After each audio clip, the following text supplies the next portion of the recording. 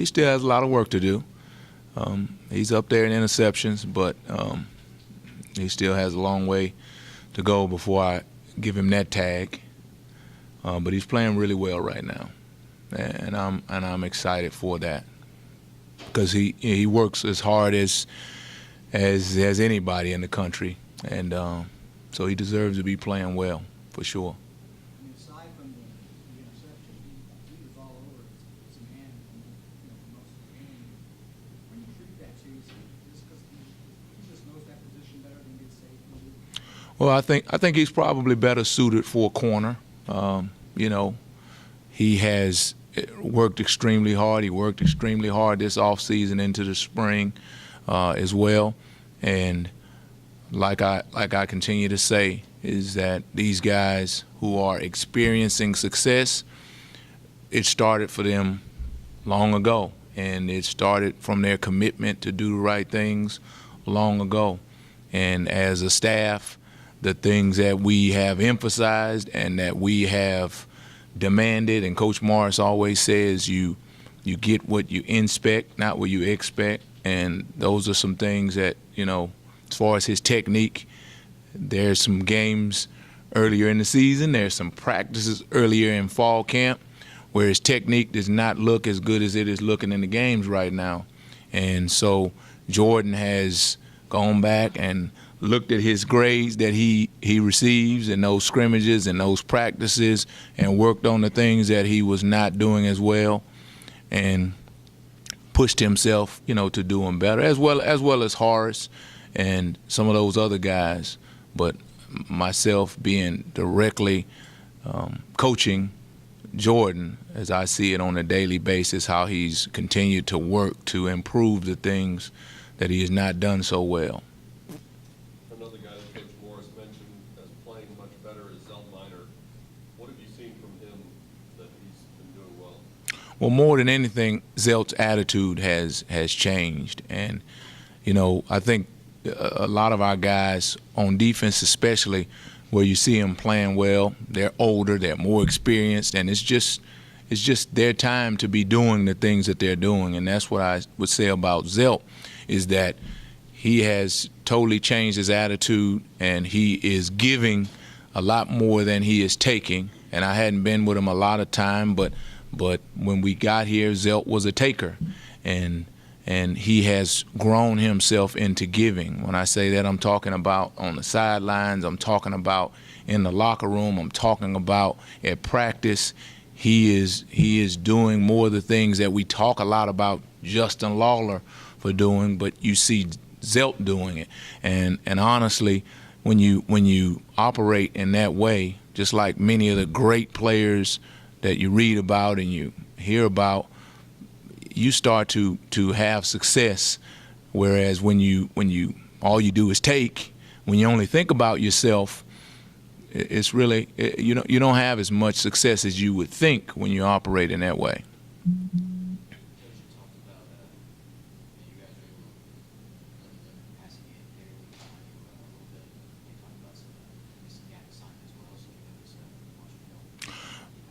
Well, we missed some tackles, and actually when you count up the missed tackles in this game, they actually happen to be fewer than many of the games that we played. But the tackles happen to be at the wrong time, and they happen to be in space when everyone else was blocked up. Well, the unblocked player misses a tackle. Well, now it's going to go for more yardage, and that's kind of the place we found ourselves in. When previous games we had guys getting off blocks to be able to assist a player who missed the tackle. I think it just came down to that in this game, is that we needed to do a better job of getting off blocks. When you watch the film, a better job of getting off blocks, because in the NFL they miss tackles. But effort to be able to get off blocks, which is something that I think our guys have to continue to do a better job of. And as we go into conference play, we have to continue to do a good job of getting off blocks and making up for the times when someone may miss a tackle. last couple of weeks when you sat here, you've talked about how much improvement you'd seen from Michael Badajoe, and he didn't play very much in Philadelphia. Is he hurt, or is he slipped in the rotation, or? Well, I think, we made some changes, moved Justin Lawler over to his position, so then he finds himself in a backup role. And really the purpose was was Temple's offense. You needed a bigger guy. They used tight ends, and their tight ends were a lot more physical, so we wanted to put a bigger guy there. So it's not anything with Badajoe being injured or even not playing well. It was just to get a bigger guy to that position, and he played, but not as much as he played before, and that was more the reason. Will Lawler now move from side to side from 1 week to the next? Well, move him there to stay. Well, he'll move backwards and forwards, and really because of his experience, he's able to play both, and for that game, his size gave us a better chance. It just gave us a better chance than Badajoe at that moment. But the fact that he can play both, it gives us the flexibility to be able to do that with him. But you should expect to see Badajoe play, just as much as he's played before. I think he has. But, since we've been here with him, he's shown flashes of potential. And, you'll hear about some of the other freshmen a lot more than you hear about him.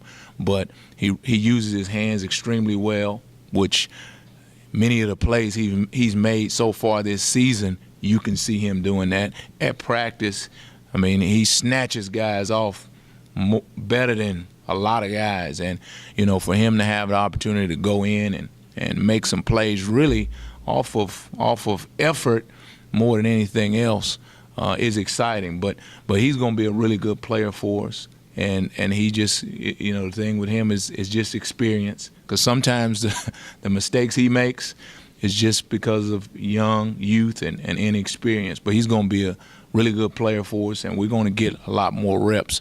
Because I've said it before, having the opportunity to play more guys up front really gives you a big-time advantage. Well, technique and then assignments, just things that he hadn't seen that cause him to, like I said, he should be going left, but he's going right really fast. But he'll get that as he continues to get more reps. Getting Darian Maline's back this week, did you see any hesitation at all on his part after he'd gotten tossed out the week before? Not really. And, we would have expected, this would have been his game, and he had a lot of tackles. But, they put him into some situations where he couldn't be as aggressive. They put him into situations where he was away from the scene a little bit and forced Rodney Clemens, who is at a position where that guy is not in the action as much, and Darian is. But I just like I said when you asked me that question before, I didn't see any hesitation from him from a physical state, from the way he plays. But really they kind of kept him out of it a little bit just by formations and things that they had him do from the offensive sets. You go from facing a Temple offense that played at a slower pace to Tulsa, which plays at a much faster pace. Is that your biggest concern about the Tulsa offense? Well, I tell you what, they do go fast. And, for our guys, the fact that we face our offense, which at times will give us speed, it's going to be a different challenge. And one of the ways we will prepare for it is we'll face our offense, because to go against our offense is very different than a scout team, guys looking at cards. And honestly, when we look at our offense, it's Tulsa. They do a lot of the same things. Sometimes they'll block runs a little bit different, but the speed and the things that they generally do will help our players and give us kind of the same look. So I think that'll be our approach going into this week. The fact that it's a short week, our options are, they're not that vast. So our guys have seen many of the plays that they will attack us with, so that gives us a little bit of comfort. But the speed that they try to attack you with is definitely some concern. Tulsa's running back, D'Angelo Brewer, has over 500 yards in 4 games and only 4 negative yards all season. What's most effective about him? I'll tell you what, he's a really good player, and he hits the hole. He hits the hole 100 miles an hour, and you know, for defensive backs, for linebackers, he's on you right now. He makes really good cuts in the hole. His offensive line is playing well. They're throwing the ball well, and that just poses a problem for defenses. Not to mention the fact that the speed of the game, the tempo at which they run at, it also forces you to get lined up. Well, as soon as you get lined up or before you get lined up, they're snapping the ball, and he's got it in his hands.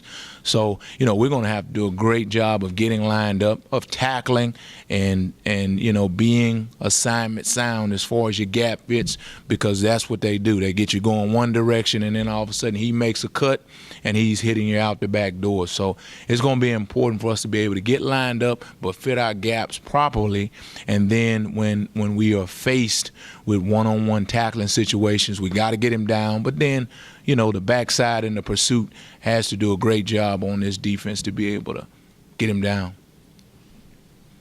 How much does the speed of the Tulsa offense limit your ability to rotate guys in and out? That is concerning, but you know, they sub, you know, and when they sub, the officials will hold the ball and give us an opportunity to sub. But you have to be, as a defense, as a play caller, you have to be on your toes to be able to sub guys. And then when you have different packages in the game, nickel packages in the game, you have to have calls and sets to be able to have those guys in the game and to be able to play for that 1 or 2 plays where you can't get them off the field.